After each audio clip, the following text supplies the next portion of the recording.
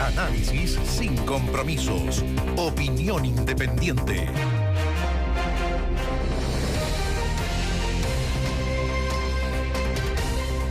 Están pasando varias cosas, como ocurre ya en los últimos años. Muchas noticias, mucha información, y una de ellas, la que ha marcado esta jornada, son dos. Una, ya vamos a estar dentro de poco hablando de el candidato o la propuesta del presidente de la República para fiscal nacional, José Morales, pero la otra... El tema de los camioneros. Está el tema de los camioneros, pero hay otra que se suma y probablemente empieza a ser analizada en el corazón del Palacio de la Moneda. Héctor Yaitul, que anunció huelga seca. O líquida, huelga de hambre líquida, creo, ¿no? Entiendo bueno, que pero, no. mira, a ver, una huelga de hambre, y aquí y aquí se va a aprobar la mano del nuevo gobierno. ¿Por qué se va a aprobar la mano del nuevo gobierno?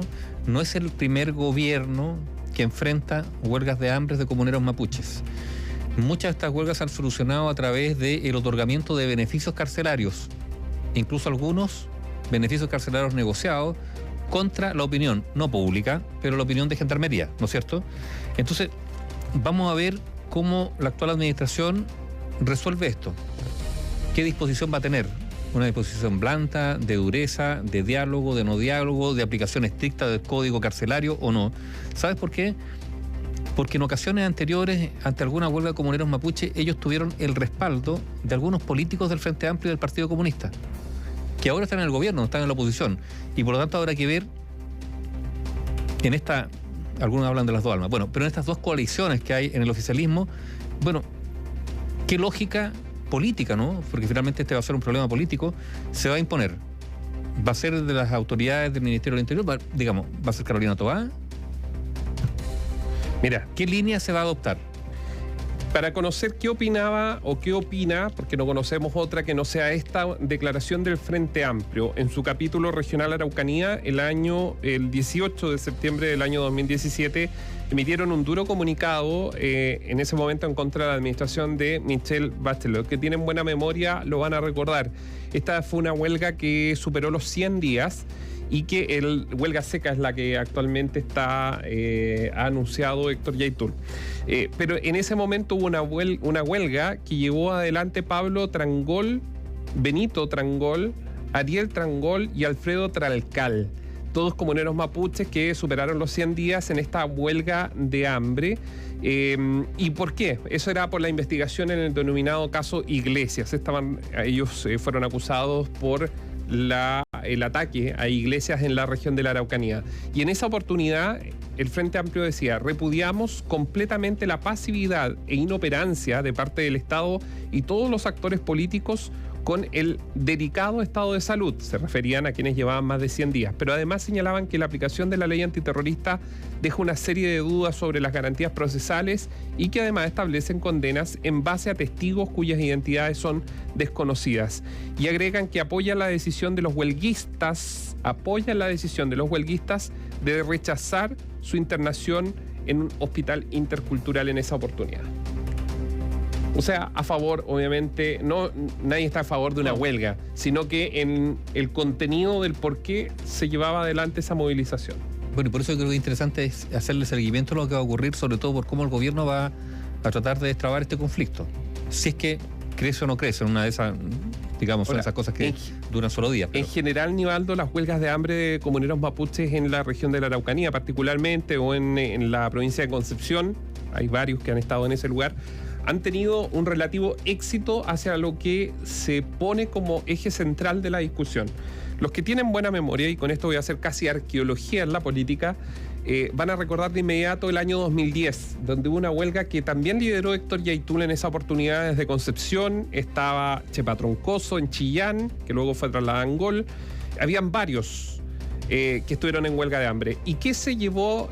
¿Cuál fue el mecanismo de análisis y obviamente de negociación? Que lo lideró Cristian Larroulet, que era ministro secretario general de la presidencia en ese entonces, con Esati, que era el arzobispo de Concepción, Ricardo Esati.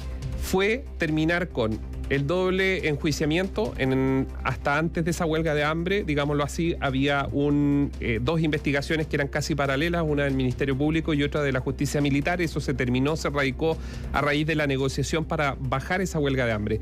Eso como uno de los grandes puntos. Yo me atrevería a decir que en casi todas las demás huelgas siempre ha habido un beneficio para quienes la están haciendo, particularmente cuando son de la etnia mapuche. ¿Para qué decir los que han sido trasladados a este centro bajo libertad, centro abierto, que son los dos centros que existen en la Araucanía, que si mal no recuerdo el de Angol y el otro donde estuvo la Chepa Troncoso, y el otro es el que está en Vilcún. Ya, yo insisto, por eso es interesante. ¿Cuánto va a ceder el gobierno respecto a lo que se está pidiendo? O cómo logra destrabar esto, a través de qué mecanismo, insisto, aquí lo que ha ocurrido y con otros gobiernos es que muchas veces se adoptaron decisiones en medio de una negociación política que fueron a contrapelo de lo que Gendarmería sugería en materia de régimen penitenciario, así que vamos a ver si eso se mantiene. Es interesante porque es el pulso, digamos, con que el gobierno debe actuar. Recordemos que esto podría asociarse también a cómo la actual administración ha estado llevando adelante este paro de los camioneros, un paro bien atomizado con distintas organizaciones. Pero también, por un lado, hubo capacidad de negociar con algunos y a otros simplemente se les dijo, hasta aquí llegamos y lo que venga para adelante es responsabilidad de ustedes, y eso todavía no se destraba. Que es lo que dijimos la semana pasada. Es bien complejo el tema del paro de los camioneros porque son organizaciones que se armaron pero que vienen descolgadas de las organizaciones madre, que son las más históricas, y que a juicio de estos de transportistas de Fuerza Norte no representaban. Esas otras organizaciones no los representaban. Entonces es complejo el uno a uno. Más que si tener muñeca para negociar, es muy complejo. Porque acá se llegó a un acuerdo con Valparaíso, con Fede Quinta, se llegó a un acuerdo con otra de las organizaciones, pero Fuerza Norte todavía no. Puerto Montt. No hay billetera y es poco el margen que tiene el subsecretario del Interior. Ojo, y además esto también hay que verlo en una perspectiva del tiempo. El próximo año va a ser un año con escasez de recursos. De hecho, ya también vamos a estar hablando del presupuesto del próximo año. Es un presupuesto, no diré estrecho, digamos, porque hay bastante plata, pero con menos gasto del que quisiera la actual administración porque no hay recursos. Entonces, si va a ser un año complicado en materia económica, probablemente es previsible que se levante determinadas demandas sectoriales. Sí. Y el gobierno va a tener que cuidar la billetera porque no va a haber suficiente dinero para satisfacer todas las demandas que eventualmente pudiesen levantarse. Bueno, nunca hay dinero suficiente, digamos, para responder a todas las demandas ya existentes. Y por lo tanto, también esto es una prueba, si no de fuego, por lo tanto, para ver, digamos, el tono, la capacidad de manejo o la estrategia que el gobierno va a usar frente a demandas que podrían multiplicarse en el futuro, digamos, viendo el panorama económico que vamos a enfrentar, que va a ser de estrechez. Y por eso también lo de los camioneros también hay que leerlo en esa clave.